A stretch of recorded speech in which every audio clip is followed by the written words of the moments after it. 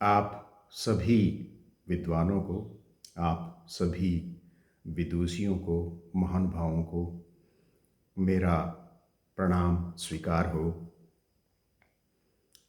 आज यह आयोजन कई मायनों में अपने आप में बहुत अद्भुत है, क्योंकि जीवन के सार को जानने का, इस जगत के सार को जानने का, इस अस्तित्व की शाश्वतता में पहुंच बनाने का भारतीय ऋषियों ने, भारतीय सामान्य मन ने बहुत जिज्ञासा के साथ इस पहलू पर शोध करने का प्रयास किया है। और यह शोध सदियों सदियों का है, हमारे सामने खड़ा है, और इसे एक 10 या 15 मिनट के वक्तव्य में समेटना बहुत मुश्किल है। इससे पहले कि मैं आगे बढ़ूं, मैं बहुत बहुत धन्यवाद देना चाहूँगा डॉक्टर प्रोफेसर पुष्पिता अवस्थी जी को, जो वैश्विक हिंदी फाउंडेशन से हैं, नीदरलैंड से ही हैं, मैं भी वहीं रहता हूँ। और हिंदी विभाग शासकीय महाविद्यालय जबलपुर को भी, और गोपाल राम गहमरी साहित्य मंच गहमर गाजीपुर को, जिनके संयुक्त तत्वावधान में यह आयोजन किया जा रहा है। आप सभी विद्वजन, सभी संस्थाएं बहुत बहुत धन्यवाद की पात्र हैं, क्योंकि जन चेतना के लिए यह एक ऐसा विषय है जिस पर रोज़ चर्चाएं होनी चाहिए, रोज़ विमर्श होना चाहिए, रोज़ छोटी छोटी बातें, छोटी छोटी कहानियाँ जो हमारे वेदों में, पुराणों में, उपनिषदों में लिखी गई हैं, उन पर बातें हो, वे सुनाई जाएं। क्योंकि ये जितना भी कुछ लिखा हुआ है काले अक्षरों में, ये काले अक्षर फिल्म के समान हैं। ये हमें बहुत, जीवन की बहुत गहराई तक ले जाते हैं, हमें युगों युगों के मोड़ को पार करने में मदद करते हैं, जहाँ समय गौण हो जाता है और जीवन की शाश्वतता खड़ी हो जाती है, जीवन का अर्थ खड़ा हो जाता है, जीवन का सत्य खड़ा हो जाता है।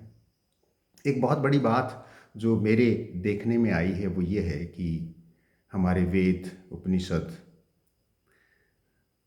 और उन पर लिखी गई टीकाएं, बहुत कुछ लिखा गया है, बहुत कुछ नाम लिया जा सकता है, लेकिन एक बात जो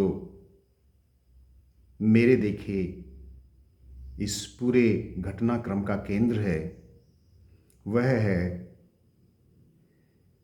कि वेदों में, उपनिषदों में जीवन के बारे में तो बहुत लिखा है, लेकिन यह सब कब घटा, किस तारीख को लिखा गया, उसका जिक्र मुझे तो नहीं मिला है।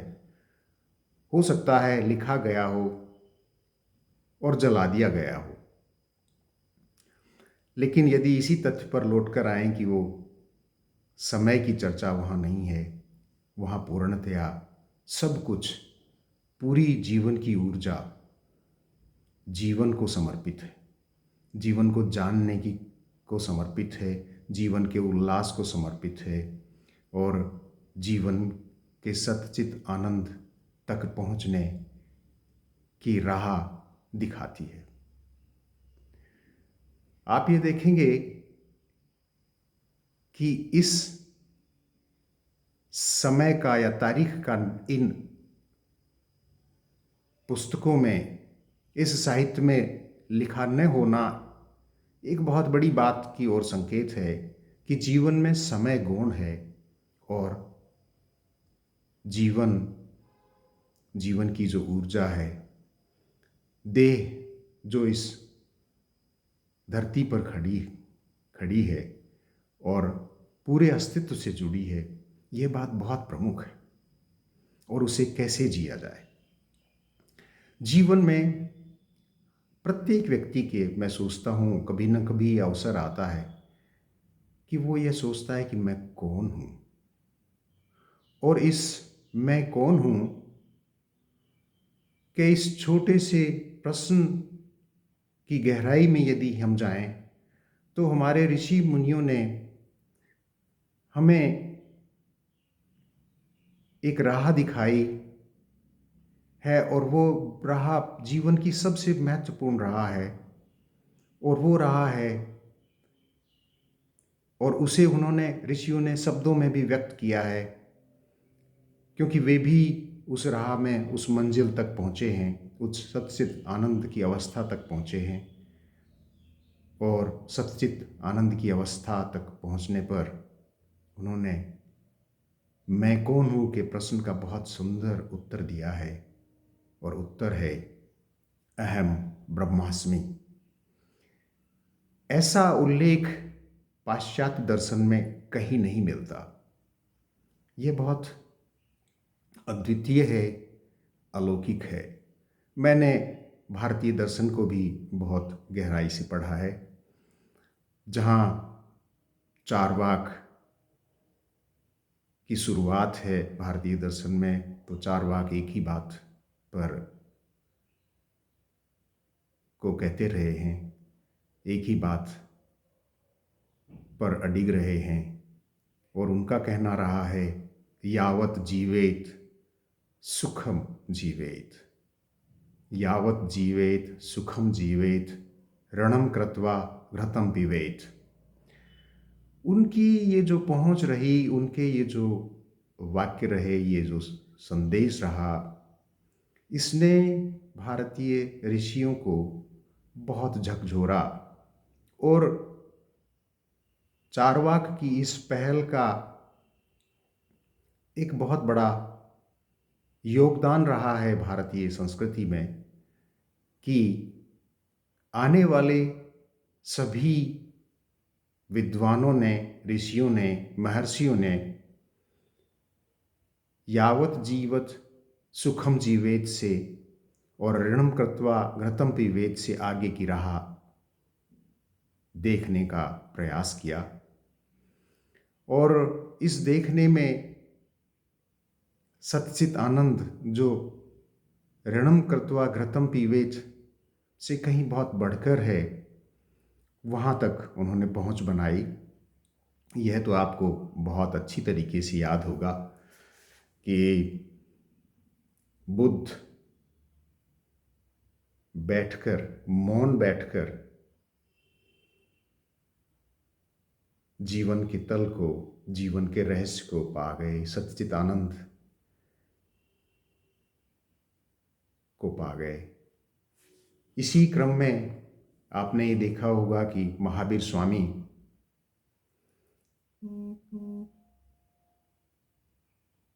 महावीर जैन नग्न खड़े होकर इस सच्चित आनंद की अवस्था को कह गए। और एक और अद्भुत कोण है भारतीय जीवन का, भारतीय संस्कृति का, वो है मीरा बाई। वे नृत्य कर कृष्ण के प्रेम में मग्न हो अपने उस बात को, अपने अनुभव को, कि मैं तो मीरा भैरी बावरी, वो पागलपन,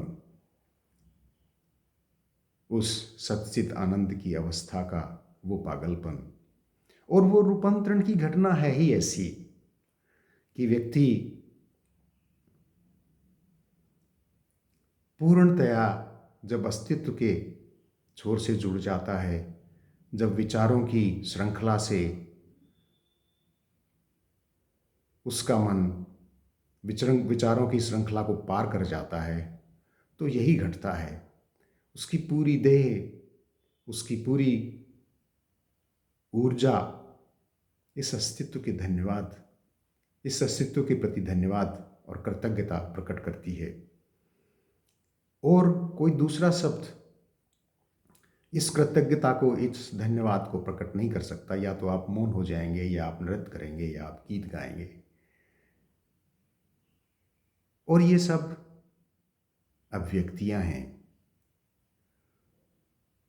संसार में बहुत सारे पोथी पुराण हैं। हम और आप चाहें कितने ही जन्म ले लेकर कि हम उनको नहीं पढ़ सकते। लेकिन एक बात जो हमें समझनी है कि इन पोथी पुराणों में हमें इन शब्दों के पीछे नहीं जाना। हमें उन शब्दों में छिपे उस काले अक्षर की फिल्म में छिपा हुआ जो संदेश है उसे पकड़ना है। और उसके पकड़ने ने, ये देखिए कि भारतीय संस्कृति में ये एक बहुत बड़ी घटना है, बहुत बड़ी स्वतंत्रता है व्यक्तिगत रूप से भी, कि कितनी ही महिलाएं, कितने ही पुरुष अपने जीवन में उस सच्चित आनंद के रस को पा गए। मैं अभी बात करूंगा दो तीन पाश्चात्य दार्शनिकों की भी। मैं पहला नाम लेना चाहूँगा एकहार्ट टोले का। एकहार्ट टोले एक जर्मन प्रोफेसर थे, जर्मनी के विश्वविद्यालय में पढ़ाते थे। और उन्हें जब मैं कौन हूँ की जिज्ञासा जगी तो वे जर्मनी को छोड़कर भारत आ गए। यहाँ वे बनारस की गलियों गलियों में घूमे हैं। और एक अवस्था ऐसी भी आई जब उनके पास उनकी जेब खाली थी। और वो आज इस बात की बहुत चर्चा करते हैं, अपने अनुभव की, अपने रूपांतरण की घटना की, और भारत की और भारतीय संस्कृति की, वेदों की। वो हर जगह, हर वक्तव्य में भारत को रेखांकित करते हैं। दूसरी बात मैं बताऊंगा जेफरी आर्मस्ट्रॉन्ग की। जेफरी आर्मस्ट्रॉन्ग से भी मेरा मिलना हुआ। और इससे पहले ये भी बता दूं कि 2008 में मेरा एकहार्ट टोले से भी एम्स्टर्डम में मिलना हुआ था। जेफरी आर्मस्ट्रॉन्ग से मेरा मिलना हुआ ऑनलाइन, और वो मिलना हुआ संस्कृत की वैश्विक विरासत पर। जब मैंने उन्हें एक ईमेल लिखकर भेजा कि मुझे आपसे बात करनी है और विषय है संस्कृत, तो उनका तुरंत ये जवाब आया कि हम जूम पर मिलते हैं। और उन्होंने स्वयं जूम का लिंक भेजा और हमारी बातें हुई। और उस साक्षात्कार में उन्होंने बहुत कुछ बातें बताई। साक्षात्कार वैसे तो मेरे मित्र विजय राणा जी, जो बीबीसी के संवाददाता रहे हैं, उनको लेना था, लेकिन वे अस्वस्थ हो गए थे, इसलिए मुझे उनका साक्षात्कार लेना पड़ा। और उन्होंने मुझे दो तीन बातें पूछी। पहली बात उन्होंने ये पूछी कि क्या आप जानते हैं ये जो कंप्यूटर आज हम जिससे जुड़े हैं, इसकी गणनाएं कहाँ से आई हैं? मैंने बड़ी ईमानदारी से इस बात को समझते हुए यही कहा कि मुझे नहीं पता। तो उन्होंने बताया कि ये ऋग्वेद पर आधारित हैं। अब आप ये कल्पना कीजिए कि हम भारतवासी कितने लोगों को ये पता है कि ये जो कंप्यूटर आज हमारे सामने है, जिसके माध्यम से हम सभी एक दूसरे से जुड़े रहते हैं, और ये गणनाएं, ये परिकल्पनाएं ऋग्वेद की हैं। उन्होंने एक बहुत और बात बड़ी मज़ेदार बताई। उससे आगे उन्होंने कहा कि आप जानते हैं, एक बात और मैं यहाँ जोड़ दूँ कि उन्होंने स्टीव जॉब के साथ भी काम किया है। वे अभी इस समय 77-78 वर्ष के हैं। उन्होंने सन 70 के दशक में कंप्यूटर के लिए बहुत काम किया। तो उन्होंने मुझे ये बताया कि एक बात मैं और बता दूं कि ये जो कंप्यूटर है, इसको गणेश नाम दिया जाना था, लेकिन विश्व में धर्मांधता को देखते हुए गणेश धार्मिक नाम ना दिया जाकर, या धार्मिक नाम ना दिया जाए, इससे कैसे बचा जाए, तो उन्होंने कंप्यूटर ही नाम दिया। और ये जो माउस आपके हाथ में रहता है जब भी आप कंप्यूटर काम में लेते हैं, ये गणेश जी का चूहा ही है। ये उनके शब्द हैं। तो ये सब बातें हमारी अपनी सांस्कृतिक विरासत हैं, और इस विरासत को हमें अपने हाथ से नहीं फिसलने देना चाहिए। क्योंकि आज हम जिस पाश्चात्य संस्कृति के मोह पास में बंधे हुए और अपना सब कुछ त्याग रहे हैं, तो आप ये सोचिए कि आप क्या क्या त्याग रहे हैं। क्योंकि पाश्चात्य दार्शनिकों में मैं तीसरे व्यक्ति की बात करूंगा, और वो है टी.एस. इलियट। उनको 1948 या 49 में साहित्य का नोबेल पुरस्कार मिला था। और टी.एस. इलियट स्वयं में संस्कृत के बहुत बड़े विद्वान थे। उन्होंने बहुत स्पष्ट लिखा है, उन्होंने कहा कि मुझे भारतीय दर्शन पढ़ने के पश्चात ये लगा कि पाश्चात्य दार्शनिक कहाँ हैं, पाश्चात्य दार्शनिक किस स्तर पर हैं। टी.एस. इलियट इस बात को बड़े स्पष्ट रूप से लिखते हैं कि पाश्चात्य दार्शनिक भारतीय दार्शनिकों के सामने प्राथमिक पाठशाला के छात्र भर हैं। भारत के ऋषियों ने इस संसार को जो दिया है वह अद्वितीय है। और एक और बात उन्होंने लिखी है अपनी एक कविता में, उस कविता का शीर्षक है द वेस्टलैंड। और उस कविता में जिस तरीके से उन्होंने अपनी कविता का अंत किया है वो बड़ा सुंदर है, बड़ा रोचक है। उन्होंने लिखा है, शांति शांति शांति। तो मैं अपने श्रोताओं को ये बात कहना चाहूँगा कि पाश्चात्य जगत का जो मोह है, पाश्चात्य जीवन पद्धति का जो मोह है, पहनावे तक तो ठीक है, कुछ भी पहन लें आप, कोई फर्क नहीं पड़ता, लेकिन आपकी जो विरासत है, धरोहर है, जीवन के दर्शन की जो धरोहर है, उस धरोहर को आप ना छोड़ें, उसे पकड़े रखें। क्योंकि पाश्चात्य दार्शनिक, जहाँ तक मैंने पढ़ा है, वो विचार से आगे नहीं बढ़ पाए, विचारों को पार नहीं कर पाए। और हमारे जो दार्शनिक हैं, हमारे जो ऋषि मुनि हैं, वे विचारों की जो जकड़न है उससे पार कर और एक मौन के तल, मौन की गहराइयों में जाकर उन्होंने जो सच्चित आनंद की अनुभूति की, वो अद्भुत है। उसे शब्दों में नहीं बांधा जा सकता। और मैं इसके लिए एक छोटा सा उदाहरण भी आपको देना चाहूँगा। और वो उदाहरण ये है कि यदि आप मुझसे पूछें, बड़ा सामान्य सी बात है, बड़ा सामान्य सा प्रश्न है, लेकिन उत्तर बहुत कठिन है। प्रश्न ये है कि यदि आप मेरे सामने एक गिलास पानी रख दें और फिर मुझसे ये प्रश्न करें कि बताइए मुझे कि इस पानी का स्वाद कैसा है, यदि उस पानी के स्वाद को बताने के लिए मैं अपना जीवन भी खपा दूं, तो मैं आपको पानी के स्वाद को किन्हीं भी शब्दों में न बता पाऊंगा। और यही हो रहा है। ये जितने भी ग्रंथ लिखे गए हैं, जितना भी साहित्य लिखा गया है अध्यात्म को जानने का, दर्शन को, जीवन के दर्शन को जानने का, अलमारियां भरी पड़ी हैं, पुस्तकालय भरे पड़े हैं, लेकिन वो शब्द नहीं बता सकते। वहां व्यक्ति को स्वयं तैरने के लिए कूदना होगा, पानी में कूदना होगा।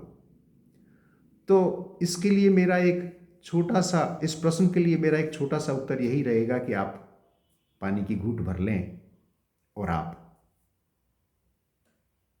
पानी के स्वाद को जान जाएंगे। इससे सहज और सरल बात कोई नहीं हो सकती। क्योंकि जब जब हम अपनी इंद्रियों को बहिर्मुखी होकर जीवन जीते हैं तो वहाँ हम सब कुछ लुटाते चलते हैं, अपनी ऊर्जा को लुटाते चलते हैं। लेकिन हमें अंदर झांकना होगा और हमें अपने अंतर में ही जो बाहर है वो अंदर की ही प्रतिच्छाया है, यह जानना पड़ेगा, इस स्तर तक आना पड़ेगा।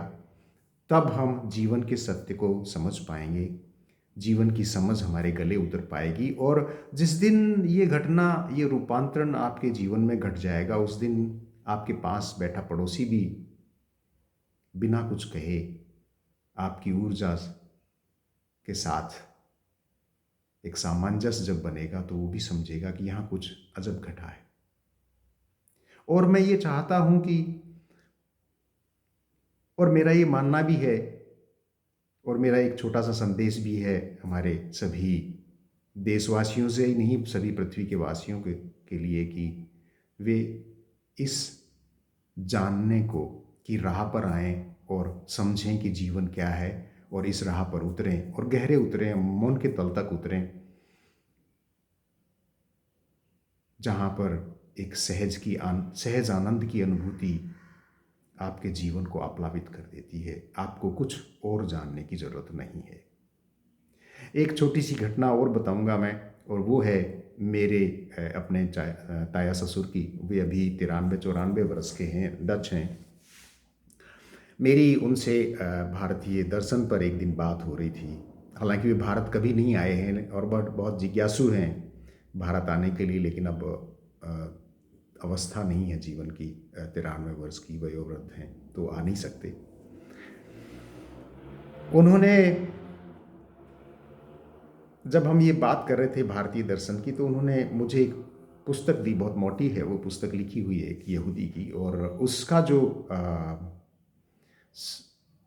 उपशीर्षक है उस पुस्तक का, शीर्षक के नीचे ब्रैकेट्स में लिखा हुआ है, और उसमें लिखा है भारतीय संगीत स्वास्थ्य पर भारतीय संगीत का प्रभाव। वो बड़ा रोचक है। तो मैंने उनसे ये भी कहा कि, मैंने कहा ये भी यहाँ भी कुछ लिखा हुआ है ऐसा ही भारतीय दर्शन के बारे में, भारतीय जीवन के बारे में। तो उन्होंने मुझसे एक बात बड़ी रोचक कही और एक ही शब्द कहा, वो डच शब्द है। उन्होंने कहा कि भारत बाकरमाट है। अब यह सुनकर मैं उनके मुंह की तरफ देखने लगा कि आखिर बाकरमाट का अर्थ क्या होता है। मैंने जब उनसे कहा कि मैं नहीं जानता, आप बताइए, तो मेरी तरफ थोड़े मुस्कुराए और मुस्कुराकर उन्होंने कहा बताता हूँ। तब तक हमारी बातें जेफरी आर्मस्ट्रॉन्ग पर भी केंद्रित रही,